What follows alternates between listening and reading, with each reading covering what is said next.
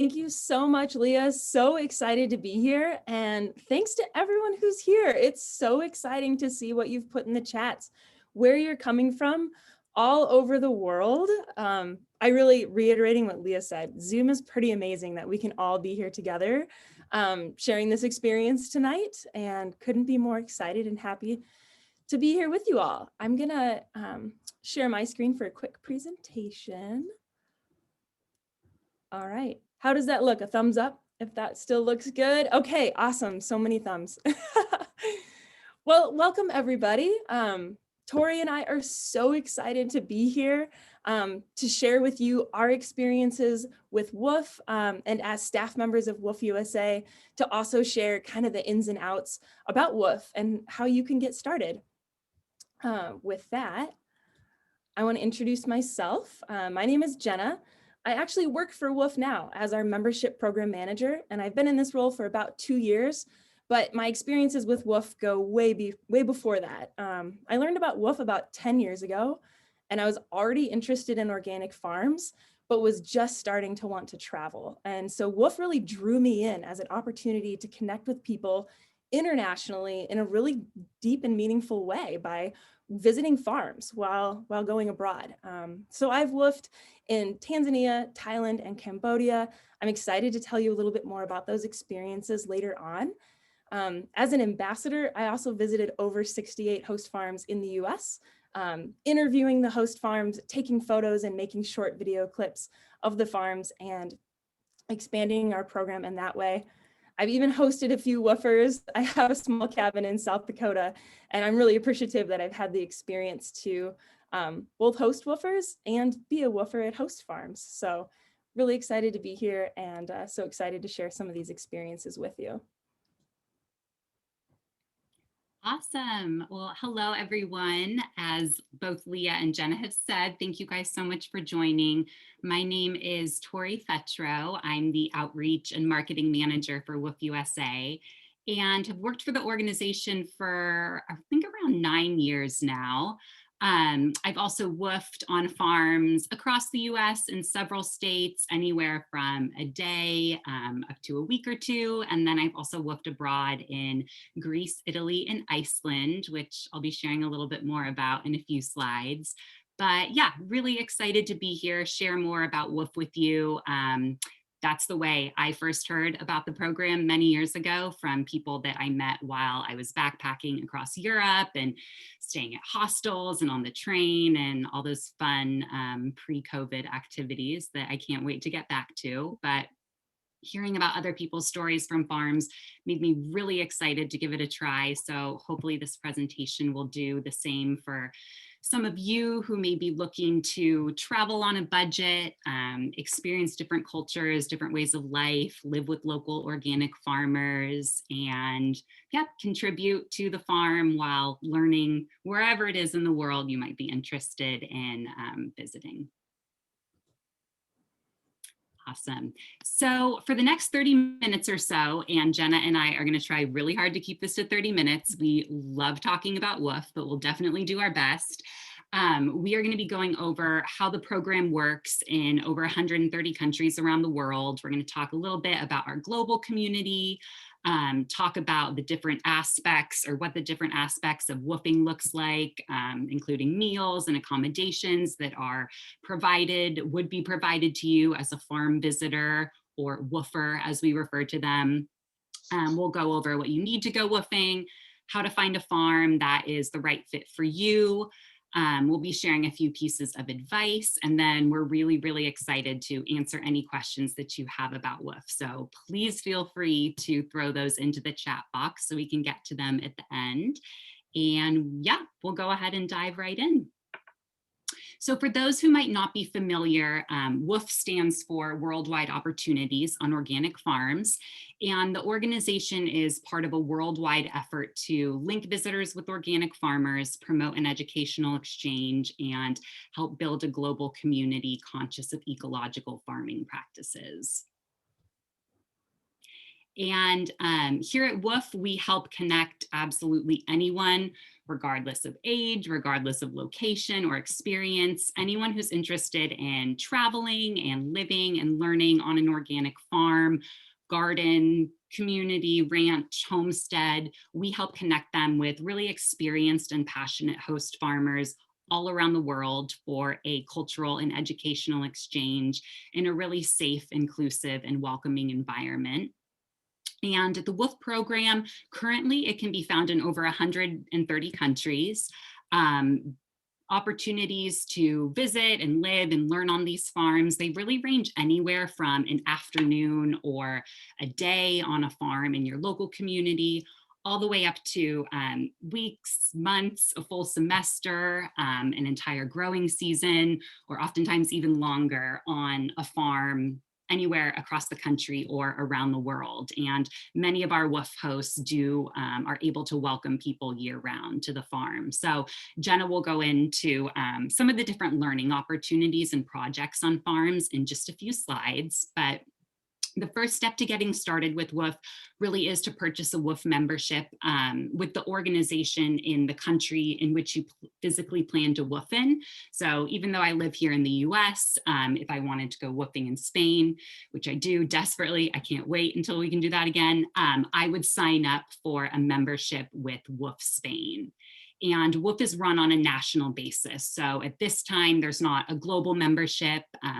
Hopefully that's something that's coming in the not so distant future, but for now, each country does require its own membership, and those are non-transferable between countries.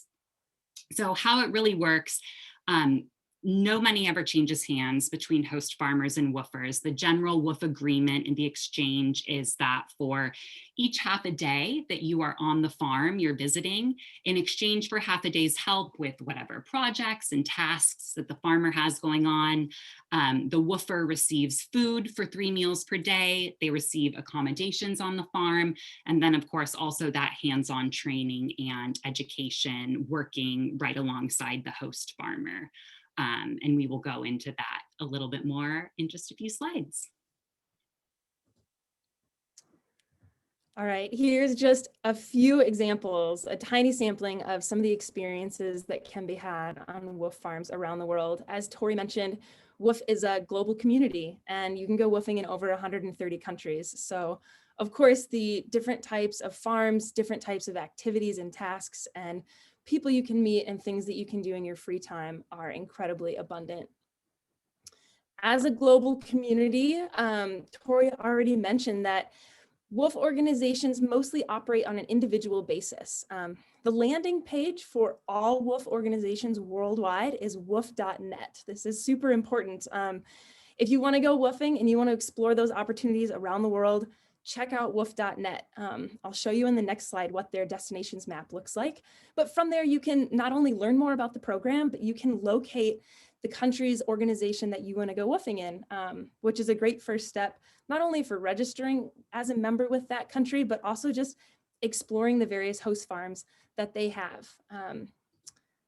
This here is WWOOF.net's destinations map. It's so cool, and you'll see it right on their homepage if you go to their website.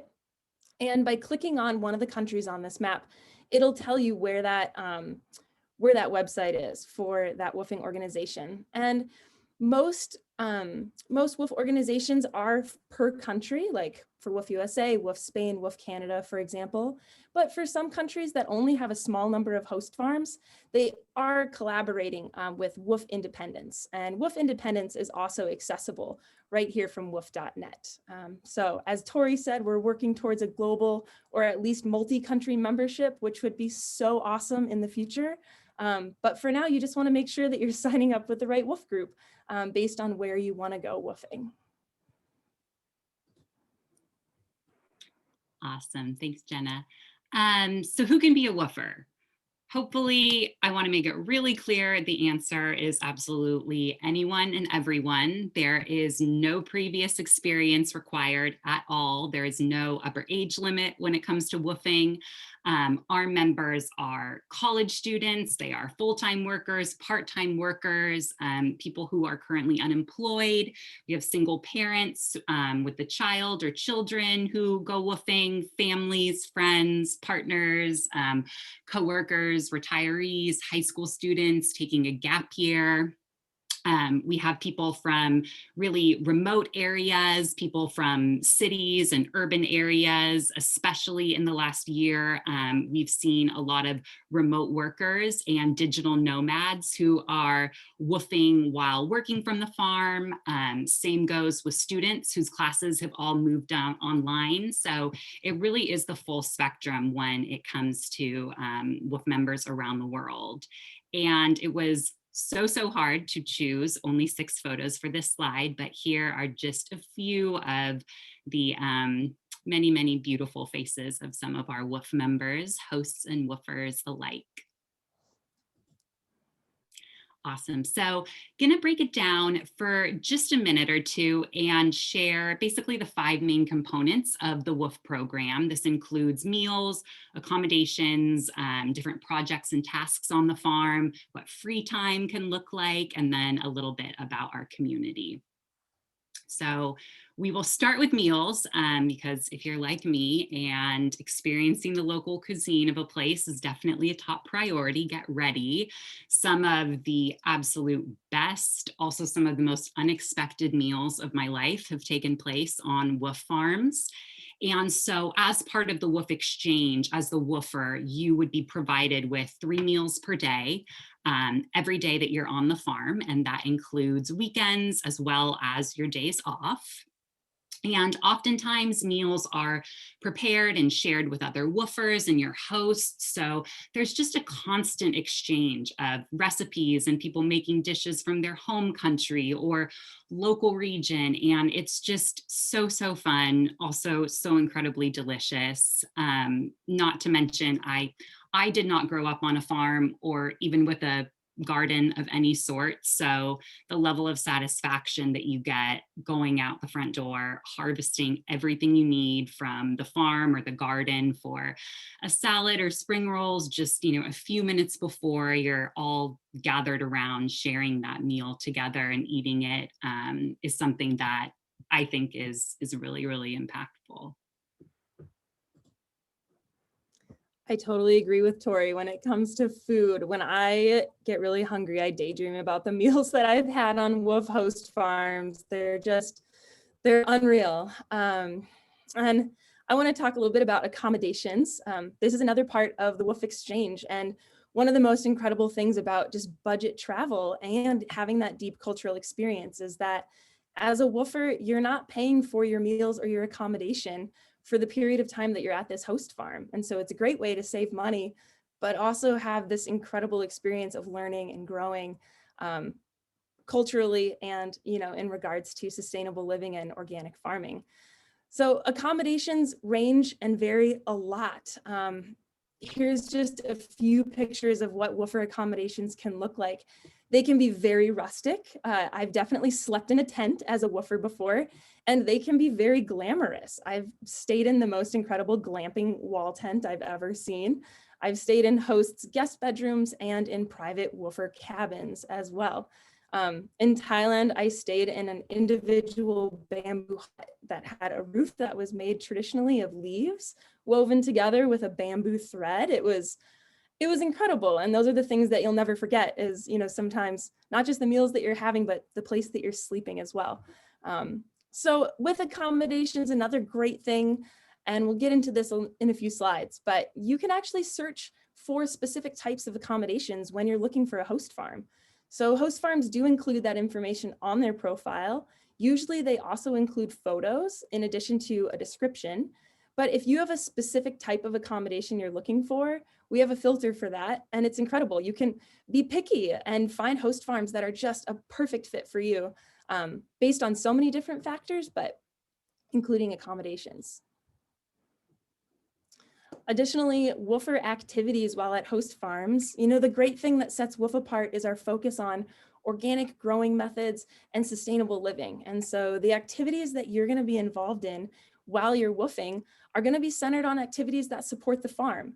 And as I said, so many host farms are different, whether they're hobby farms or, large scale organic CSAs or homesteads, a cut flower CSA maybe. And so your activities are going to range a lot based on where you go woofing.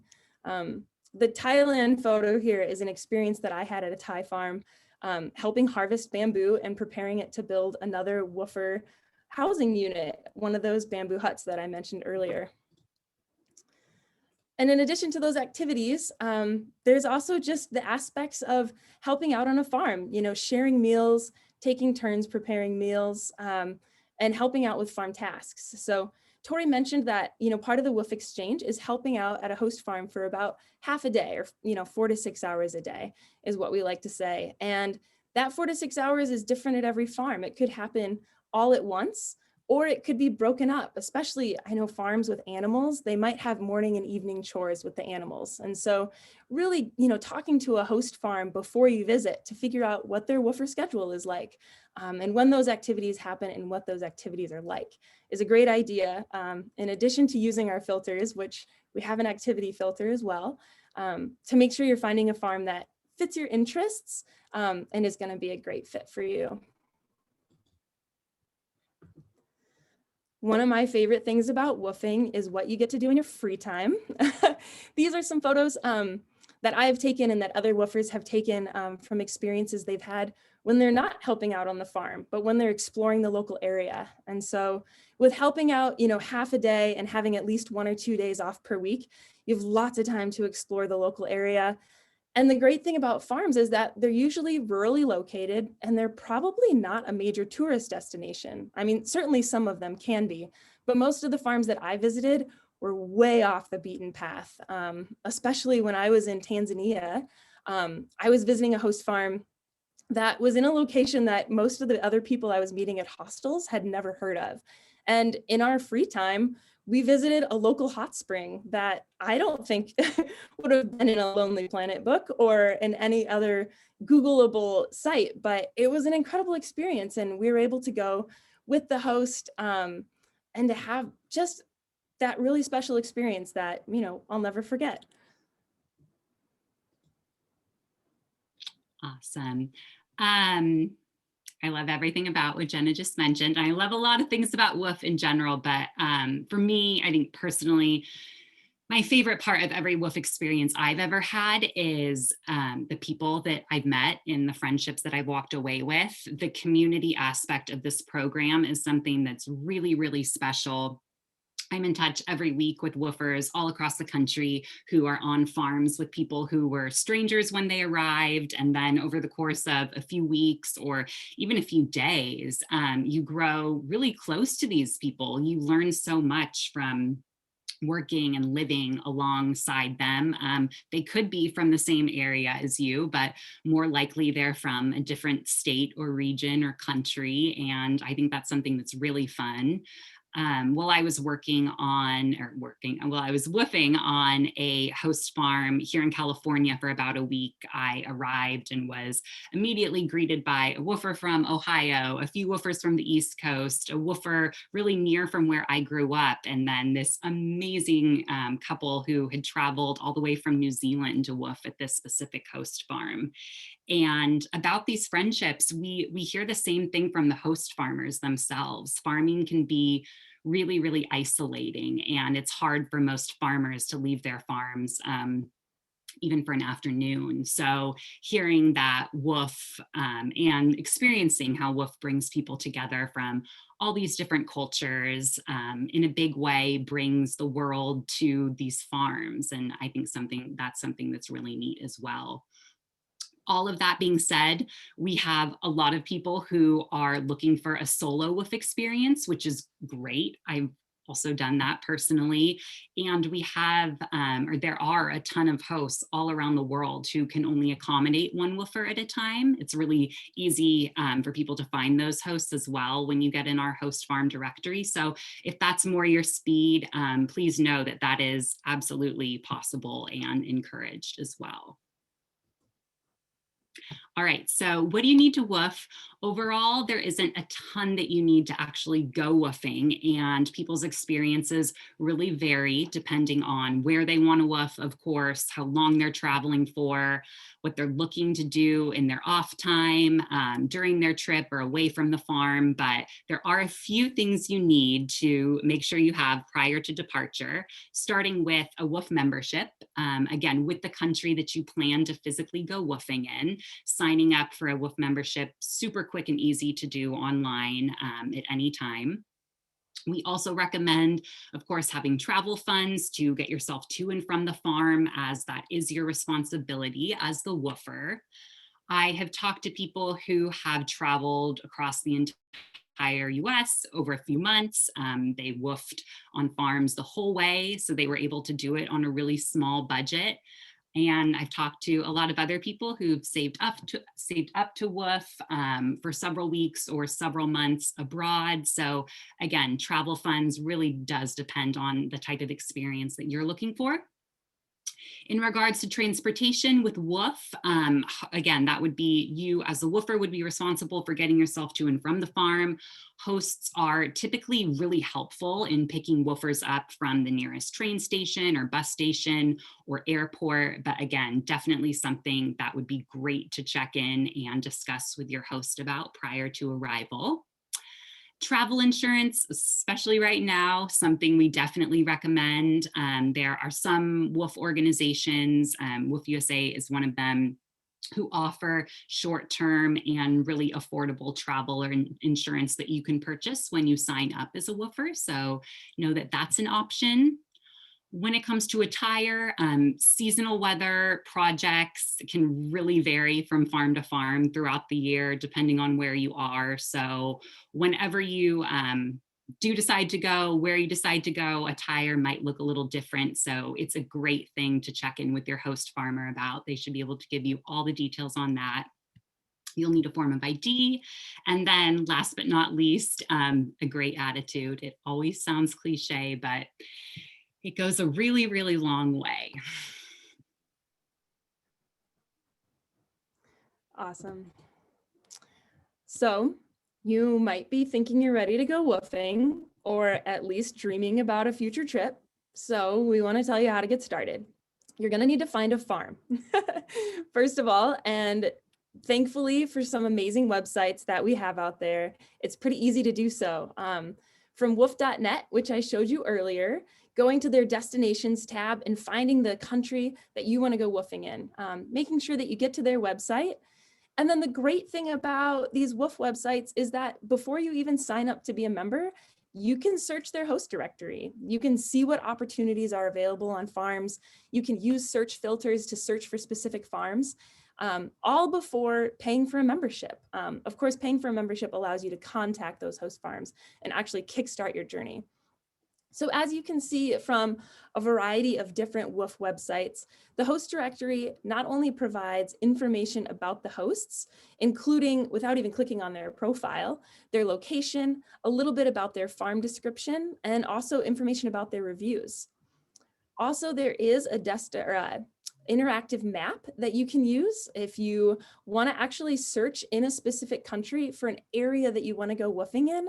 The map is an awesome way to zoom in and see what host farms are already there, if that's something that you're particularly focused on when looking for a host farm. I've already mentioned the filters, but I want to highlight them here. The filters are such a great way to find a farm that's a good fit for you. The filters that we have include current availability. So if you're somebody that wants to go woofing tomorrow, that might be hard, but it is possible. And the way to do it would be to use our immediate availability filter for those host farms that do have immediate availability and are ready to host you starting right away. Otherwise, open now, open next season, and closed are other availabilities host farms might have listed. And in the event that they're not currently open, you could still message them and get that conversation going about a future visit, especially for seasonal farms like here in Minnesota. A lot of farms aren't hosting right now because it's winter, but they will be soon. So they're excited about receiving woofer inquiries. Other filters, host type, activities, products made. That's a great one, especially if you're looking to learn a skill specifically related to a farm product. Length of visit, for those of you who maybe are looking for a full season stay at a farm or just a weekend or one day local visit, that's great to specify. Dietary preferences, accommodation type, maximum woofers at once. That was the one Tori was mentioning. You could select one if you're interested in a solo experience, or you could select a higher number if you're looking for more of that community vibe with other woofers. Languages spoken, and then another great filter that we have is woofing with children or woofing with pets. So we recognize that a lot of woofers have pets and they want to know which host farms are open to them bringing their pets. That filter instantly gives you this list of host farms that you should start reaching out to. And same thing about woofing with children. People that want to woof with their kids or with their families, it is so highly encouraged. It's an incredible experience for everybody. And hosts that are specifically seeking that opportunity, looking for woofers with families or with children, select that filter as well. So you can use that if that's the experience you're looking for. Oh, that's me. I'm sorry. I got really excited reading Tracy's comment about being accepted to a host farm in California. Yay. Awesome. So yes, when you do click view, you will be taken to the host farm's profile page. I think I just blocked out the name on this one for privacy's sake, but normally you can see all sorts of detailed information about the farm, read all about the host farmers themselves. You can see the host's availability, and send visit requests if you find a farm that you are interested in visiting for a specific time period. This is just really, the host profile is where all of those connections are started on our website. It's also where you can read reviews from past woofers who have visited that farm. You also can contact those woofers and ask questions about their experience on the farm if there's anything you are curious about. And then the profile is also where you can see photos and videos that the host has uploaded. Great. A few photos on this slide from Jenna and my WWOOF experiences, both in the US and abroad. I realized putting this slide together how terrible I was at taking photos on my WWOOF trip to Iceland. So sadly, I don't have pictures to share of this moment, but one of my absolute best memories from that trip, and I will preface this by saying I love absolutely everything to do with baby farm animals, any farm animal. But I was by myself on a solo WWOOF adventure for a few weeks in Iceland, and I pulled up to just a small family homestead about 2 hours west of Reykjavik, very isolated area, like much of Iceland is, but it backed up to a beautiful, absolutely stunning glacier, and the family raised these gorgeous Icelandic sheep, so many of them. And as I learned, as I was walking into the barn to meet the rest of the host family, they also took in baby reindeer that had been abandoned by their mothers on this glacier in their backyard, and they helped care for them, nurse them back to health. And if you've never seen a picture of a baby reindeer, I recommend Googling it later. I was only on this farm, I think, for 3 or 4 days, but I got to feed and help care for the reindeer, care for the goats, which was amazing. I'd never really worked with goats before. I worked in their greenhouse. We were surrounded. The property had these incredible geothermal springs and was just the rawest land that I've ever been to still. And even though it was a few days, it was such a phenomenal, memorable, obviously, experience. It was many years ago now, and just definitely the most memorable arrival I think I've ever had to a host farm. Jenna, do you have a favorite WWOOFing story to share? I know it's hard to choose. It's hard to follow up on baby reindeer, that's for sure. However, most of my WWOOFing experience have been focused around building projects. I know farms are constantly building things, whether that's accommodations or fences for animals, or I don't know, an addition onto their kitchen, but I love it. And so that's something I've pursued. The bottom 3 photos on this slide are one of me in Cambodia helping mix adobe for making adobe blocks, which we then would use to make, you could make a structure. We actually were making a skate park for local kids, which was a totally unique experience.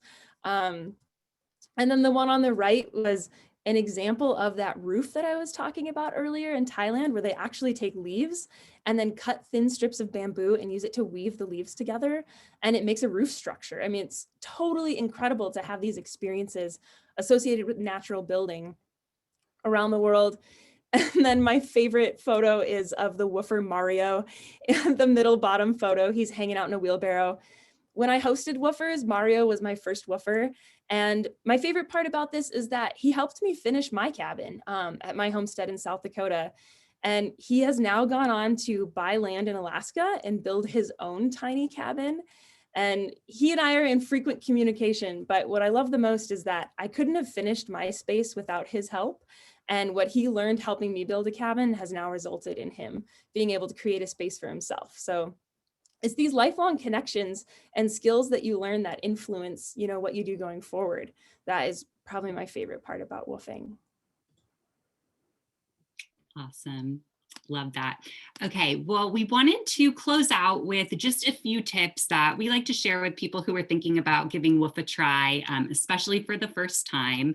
Starting with just letting people know that you don't have to travel far to WWOOF, not at all. I live in a very small town in California, and there are 6 or 7 WWOOF hosts within 40 minutes of my house. And some of them welcome people to just come out to the farm for the weekend and help out or spend the afternoon there. It really varies from farm to farm, but we have a lot of hosts who offer local woofing or short-term opportunities. And I just think, especially with so many of us unable to travel any sort of great distance right now, it's always fun to just see what's in your local area. So feel free to always check that out. Communicating openly, honestly, with any potential host farmer that you are interested in visiting goes a really long way. Clear communication, can't stress it enough. It really does work wonders. If you plan something, I know it's hard for anyone to plan right now, but if you do have something planned with the host and those plans change, please let the host know. Oftentimes farmers will turn away other visitors if they have you scheduled, and many of them, they are operating farms. Their farm is their business. They're relying on helping hands to get a project or a task done. So being really mindful of that is always appreciated. Ultimately, Jen has mentioned this, it's up to the woofer to ensure that a host farm is a good fit for them. So we really strongly recommend doing your research on farms and asking any and all questions you have prior to arrival. Part of that research can be asking other people about their experience on the farm, or making sure that you read through all of a farm's reviews, which we really strongly encourage all of our members to leave. If we do ever receive a negative review from a woofer or a host farmer, we follow up and look into that right away. But at the end of the day, WWOOF has always been a program that's been founded on trust and transparency from members. So again, please do make sure to do your research when checking out those farms. And the last one here, love that we hear regularly from members who go into these WWOOF experiences with an open mind, a willingness to open themselves up to a new culture, a completely different way of life in many cases. And what they end up getting out of the experience is often so different from what they ever thought they would, but even more impactful and memorable, I think, than most people expect. All right, so in review, steps to start woofing. We've already said it, but figure out where you want to go. And just because of everything that's happening right now, it's probably a good idea to also figure out what recommendations or restrictions there are regarding travel, where you want to go. As a woofer, you're a tourist, you're participating in a cultural and educational exchange. And so just being aware, if you are traveling outside of the country, figure out as a traveling tourist, what guidelines they have for welcome you into the country at the current time. Once you're ready to purchase a membership with a WWOOF country, go to their website and do that. It's $20 to $60. It ranges depending on the country that you're going to join. And as I mentioned before, most of those are for just one country that you're purchasing a membership, except in the case of WWOOF Independence, who represents multiple countries that just have a small number of host farms. Then research, as Tori said, research those farms. Start using the filters, figuring out what's important to you in your WWOOF experience. Reading host profiles, reading reviews. It's really up to you to make sure that a farm's going to be a good fit. And then contact the hosts. Without purchasing a membership, you can still read about those profiles, but by purchasing it, it allows you to send those hosts a visit request directly and start that conversation. We said it earlier about, different lengths of stay or scheduling a WWOOF visit immediately or far in advance. But if you're just so excited about WWOOFing, you want to start thinking about next summer or even further in the future than that, you can start looking at host farms and contacting them right away too. A lot of host farms do appreciate that notice and that ability to schedule in advance. But at the same time, you never have to worry about contacting a host farm to inquire about a trip coming up in the near future. All right, thank you everyone so much. We definitely hope that we've inspired you to go WWOOFing and answered a lot of your questions about how to get started in doing so. Awesome. Just wanted to say, yes, ditto to what Jenna said. Thank you all so much for being here, for Nomadic Network, for inviting us, Leah for moderating. We're really excited to get to your questions.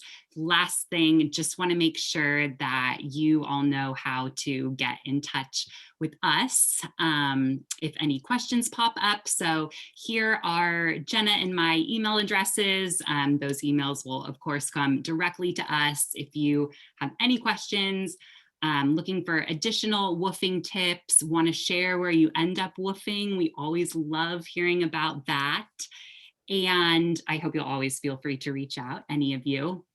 And then in just a second, we will share a link to a page that you can share your email address if you want to stay in touch. If you're interested in WWOOFing in the US, we have a coupon for $10 off membership, but otherwise we just do a lot of fun prizes and contests and giveaways.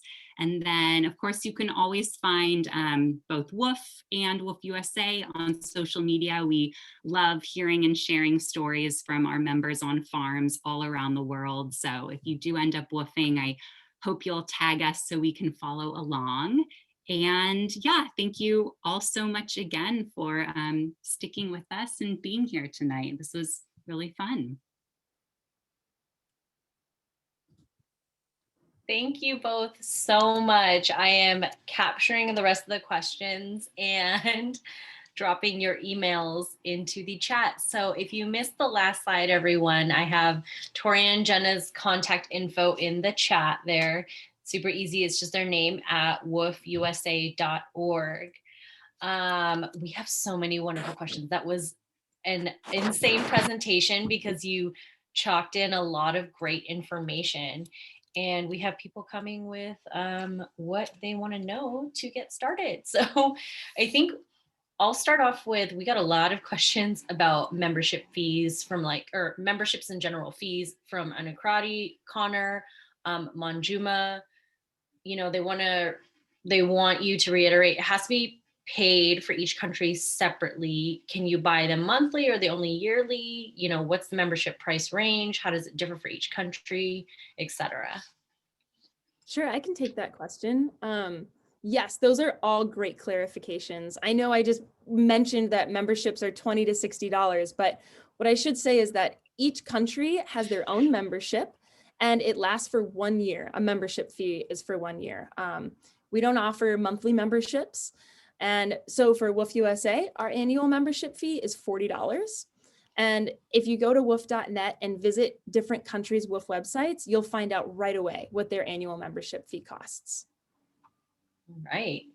Great. Yeah, I was on this site as well, kind of like trying to help see if I could answer some questions in the chat, like playing around with what I could see and whatnot. So thank you for that one.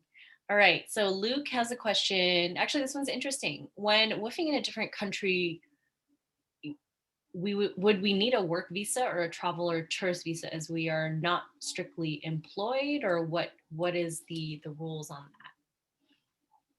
I'm happy to take that one as well. Sorry, Tori, we'll get some questions. I get this question so frequently, which is why I wanted to answer it. It comes in the WWOOF-USA inbox. And the answer is that as a woofer, you're a visitor or a guest at a host farm. So you're not an employee. You're not even officially a volunteer. At least in the US, volunteer has some legal terminology surrounding it. So you're a visitor. And in that essence, that's why we really stress the importance, if you're traveling, of being a tourist. You know, you're going there for a cultural experience and a cultural exchange, which is akin to being a tourist. And for that reason, we just recommend following whatever tourist visa protocols exist within a country if you're going to go woofing there. Great. That makes sense. So say your visa, like you want to go woof in the Philippines, and their tourist visa is only 3 months. And if you overstay 3 months because you're woofing, that's not on WWOOF, that's on you to pay that fee when you leave the country. So that's good. Be mindful of those countries' visa, visitation, tourist rules. Mm-hmm. I kind of want to add on to that, Leah, if possible, just because another really important thing to know is that if you mention visiting farms, at least in the US, that can be kind of a trigger for customs. And so it's not that there's anything illegal, of course, about visiting farms while traveling, but as part of being a tourist, we recommend that you partake in other tourist activities other than just woofing. So, you know, staying at a hostel in a major city where your plane lands, or, you know, visiting a national park in the US, things like this. You're probably going to do them anyway, but that's going to be probably something better to communicate when you're entering another country than to say, I'm going to go to a farm. It could very easily be interpreted as you're going to work at a farm, which without a work visa, that would be illegal. And so just to clear up any misunderstandings around it, that is really good. I'm glad you added that in, Jenna. That's really important. And Rebecca had an important point in the chat also. She said, do not say you're a volunteer or doing an exchange. So you were just a tourist. You're on holiday. Okay. Sorry, I'm trying to go in some kind of order here. So Wanbin wants to know what we're all thinking. How has COVID affected the woofing experience? Our host specifying if they're still open, and any other specifics regarding COVID, like precautions and what they're doing, you know, to adhere to any rules that may be in place.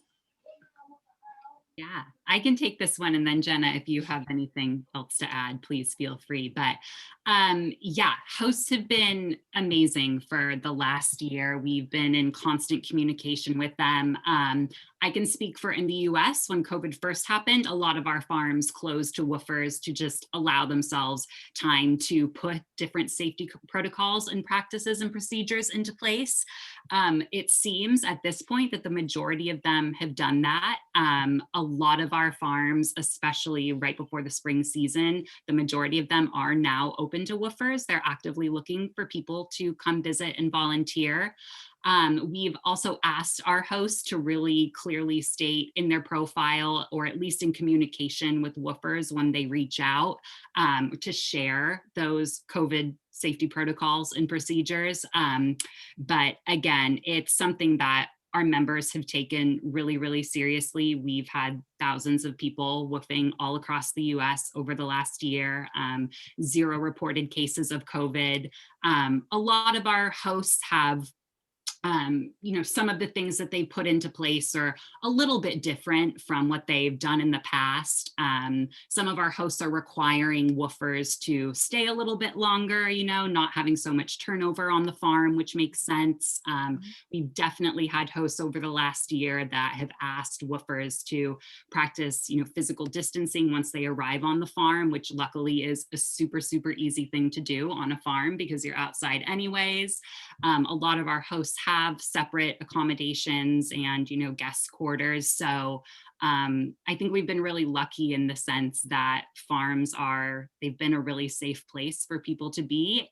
We definitely, again, encourage our members having really open, honest communication with our hosts about it, and talking about that right off the bat. But at least here in the US, yeah, like I said, the majority of our farms are accepting people this spring and summer. Right. Did I leave anything out, Jenna? No, that was fantastic. Oh, thanks. Awesome. Yeah, thank you for that. That's interesting. So Rowan, I think that's how I pronounce your name. Sorry if I butchered it. Has great questions about woofing while having a full-time remote job. I know you said there are filters for like, oh, I can only work X amount of hours per week, or they only need me for this amount of time per week. So I'd love for you to expand on that. And Rowan also wants to know if there's a filter to see like Wi-Fi and anything that comes with having to prioritize work first and then the farm second. Yeah, absolutely. Whoa, and such a good question. So I know from speaking with woofers, speaking with hosts, and then also being a remote worker who went woofing last summer, it can totally be done. As you could guess, it requires a lot of communication with a host farm and a lot of planning. You have your responsibilities that you have to accomplish for your job. And you also have the hours that you need to be helping out at the farm. And so just planning ahead and communicating with a host, so I was woofing last summer at a host farm and helping out about 4 hours per day.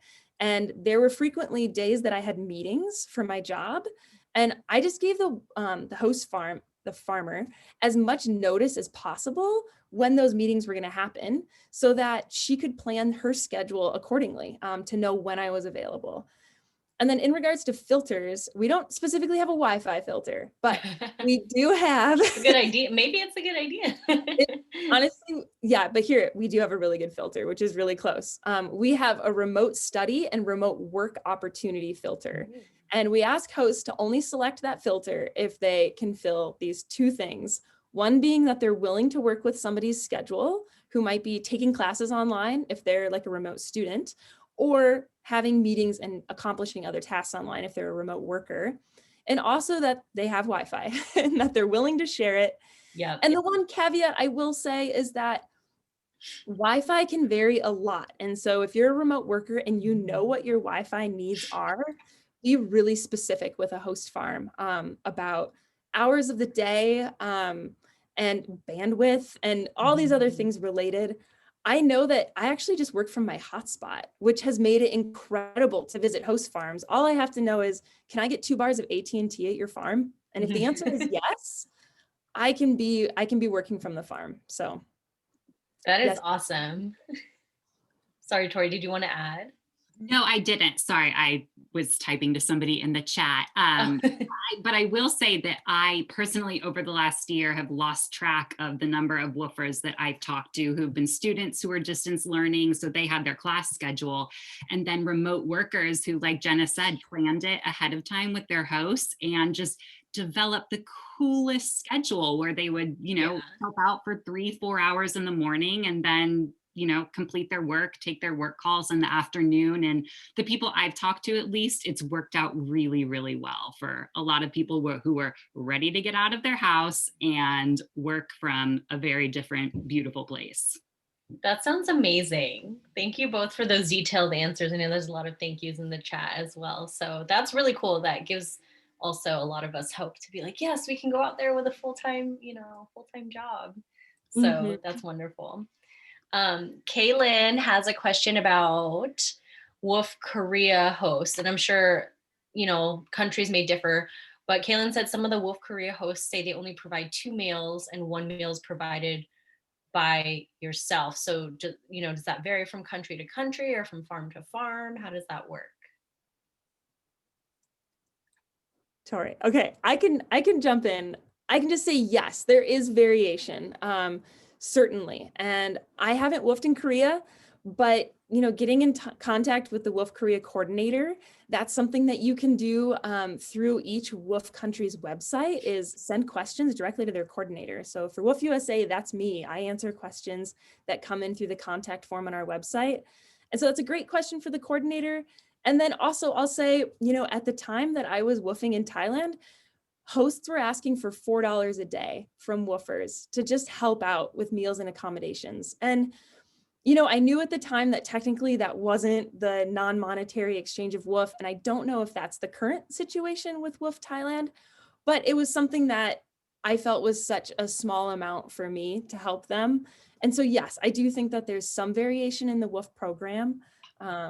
But yeah, researching that country to country and inquiring with that country's coordinator specifically to make sure that that's what their country expects from host farms. Yep, absolutely. Carla said $4 a day for Thai food. Sign me up. Yes, sign all of us up. Literally like $1.50 for a plate of amazing pad Thai. Yeah, that's great. Okay. Okay, good to know. Lisa Ann had a great question. For those new to WWOOF, which I believe is a lot of people here, what are some common misconceptions that you can offer tips and advice for?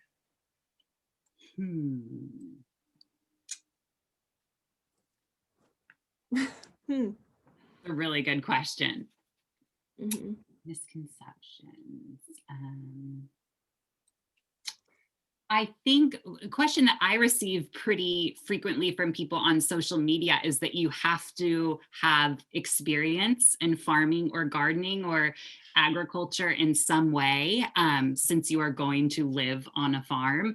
But that is not true at all. The majority of our members who sign up for WWOOF have zero prior experience in the agriculture sector at all, including myself when I signed up. And I still visit farms all the time, and I have absolutely no idea what's going on, and I have to learn alongside the host, which is the fun part. So yeah, just being very clear that that is, experience is in no way a prerequisite to WWOOFing at all. Right, that's really good to know. All right, let's see. The Gem has a great question about special physical abilities or safety concerns we should be aware of, or maybe things that seem overblown that we don't need to worry about. And maybe, if there are accommodations for like special needs or anything of the sort. Yeah, that's a great question. And it's definitely a question we get a lot from woofers. Because like we say, anyone can woof. And, the backbone of our program being trust and open communication. If you have needs that you want to make sure are met during your hosting or during your woofing experience, just let the host know about those right away. I know you might not want to put all of your personal information in your profile, and you don't have to, but definitely just communicating openly with a host is the best way to make sure that your needs can be met. And maybe that's another misconception that I've heard as well, from people who think they can't woof because they might have a physical limitation. And it's just not the case. Host farms have so many different needs and activities and ways that they can use help that can meet a whole different level, different types of abilities. And so reaching out to host farms, sharing what you're excited about and what you want to do and how you want to help is a great way to, just totally dissolve that perceived barrier, and get out there and start woofing. Interesting. Okay, great. Thank you. So Lisa Ann had another question, and someone else did too. I'm sorry, I can't remember who it was, but this pertains to, given that we're on farms that provide produce and presumably meat, do they post if there's like exposure to animal slaughter? And are you able to like filter out farms if you only want to work with produce and vegetables? How can people work around that?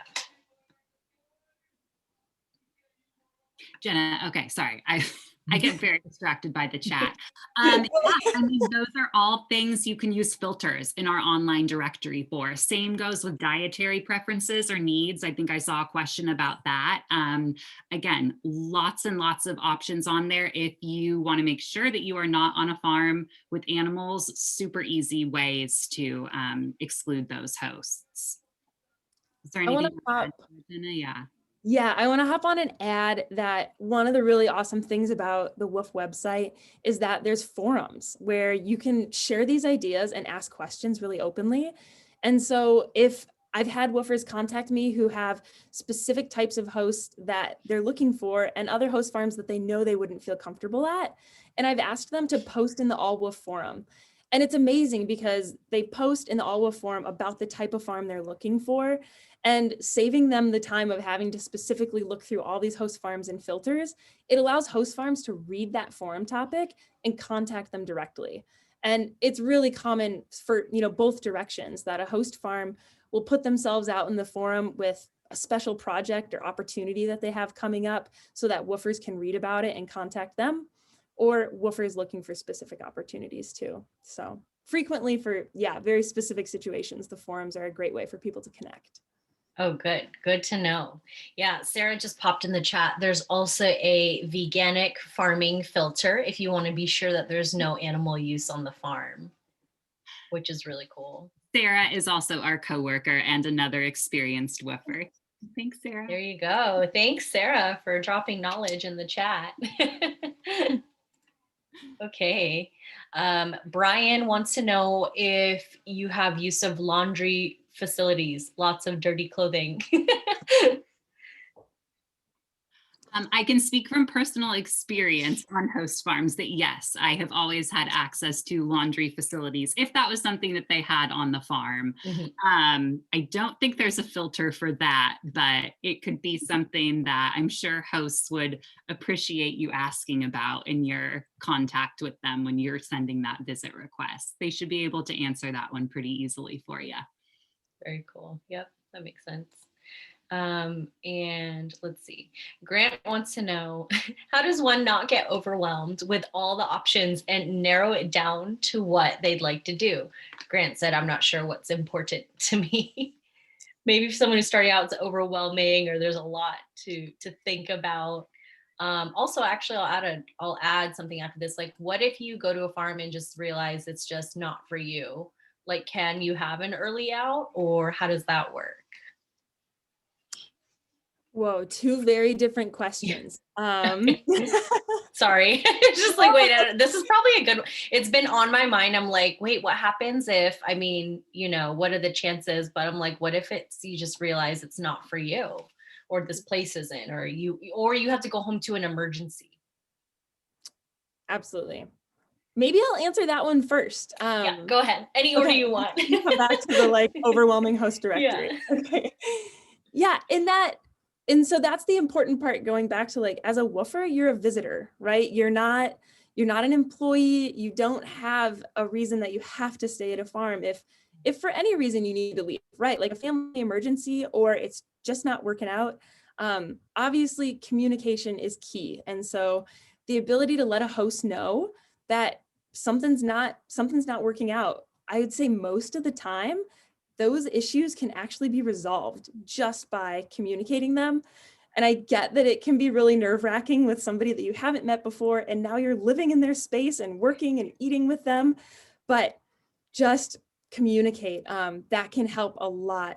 Also, at least for WWOOF-USA, we really appreciate when you reach out to the WWOOF coordinator. We love to support woofers when they have questions about that kind of situation.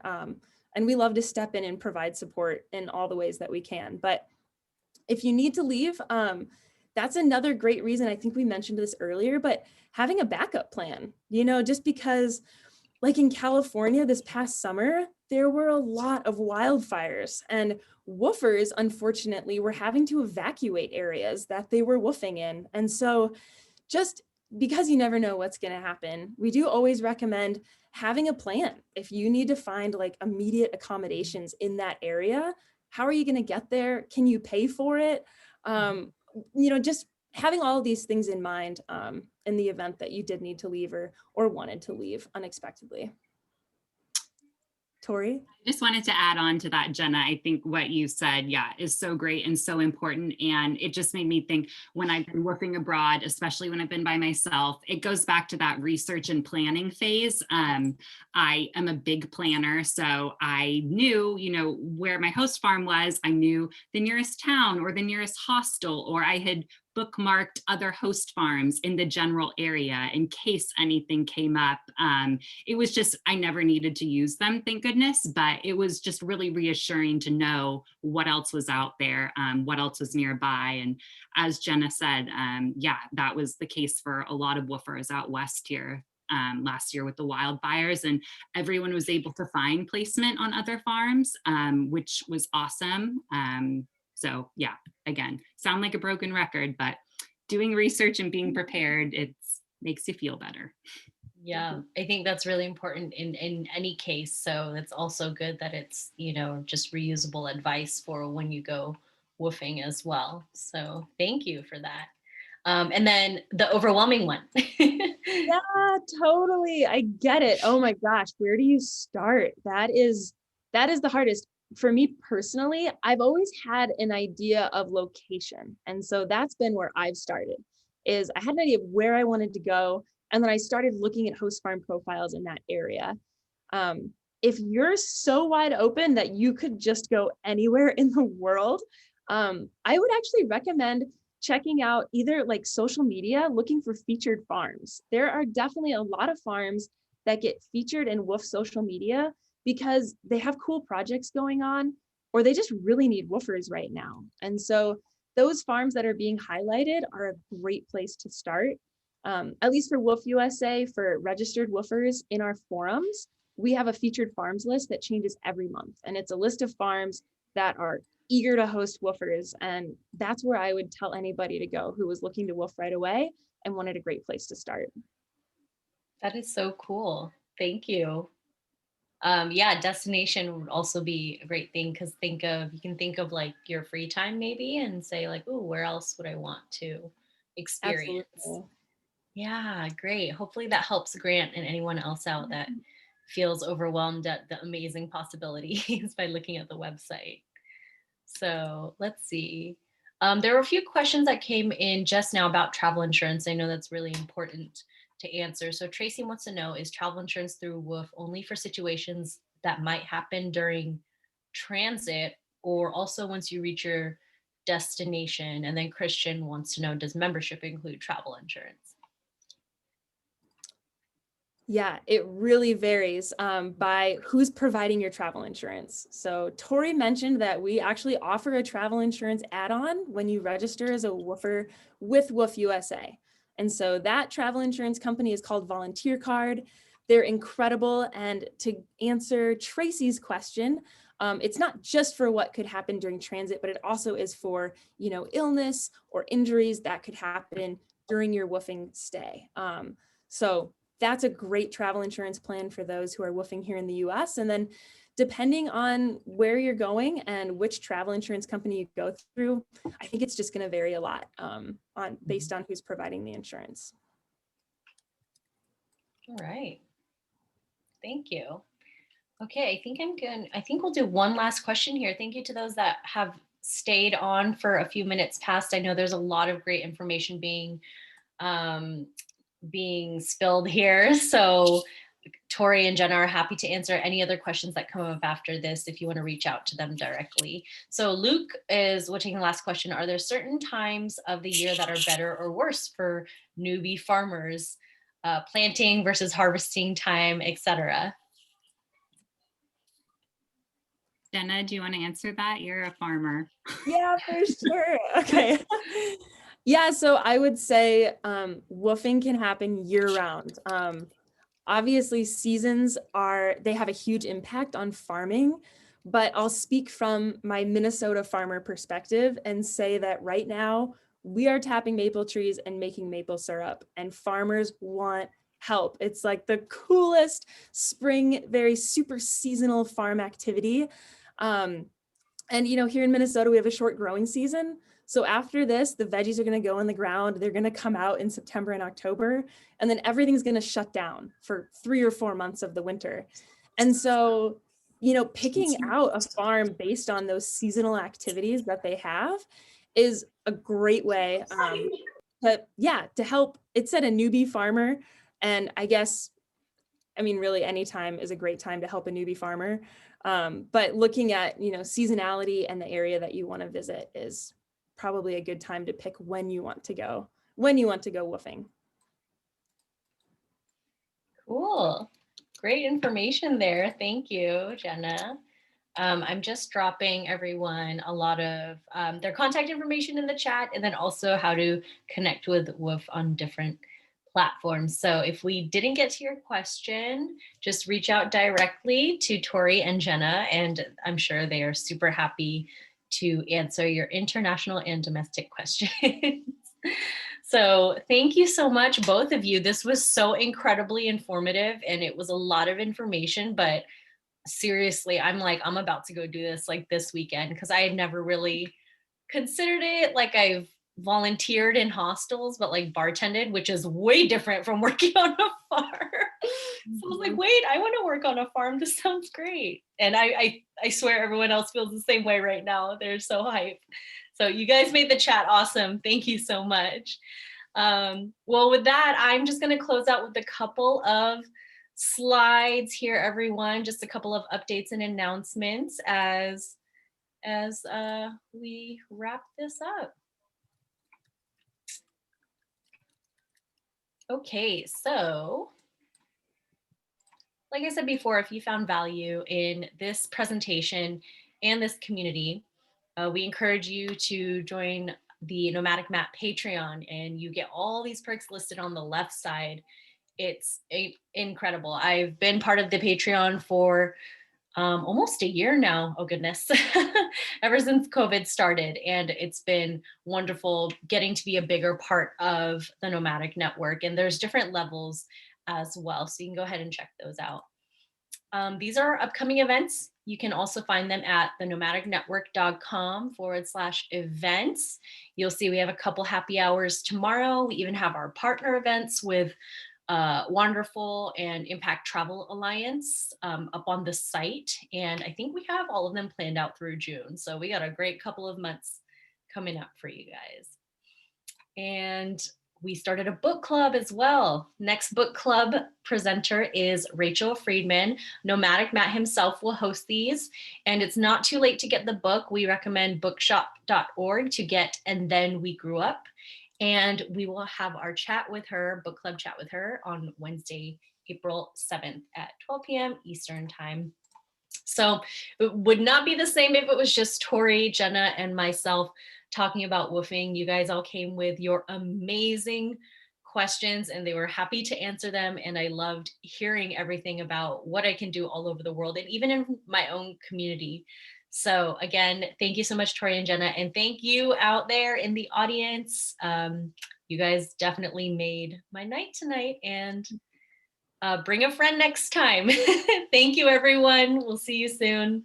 Thank you, everybody. Thank you so much, everyone. Have a great day or evening. Thanks, Leah. Yeah, thank you both. Thanks, Thank you, everyone. See you at a virtual happy hour soon, Leah. Yes, absolutely.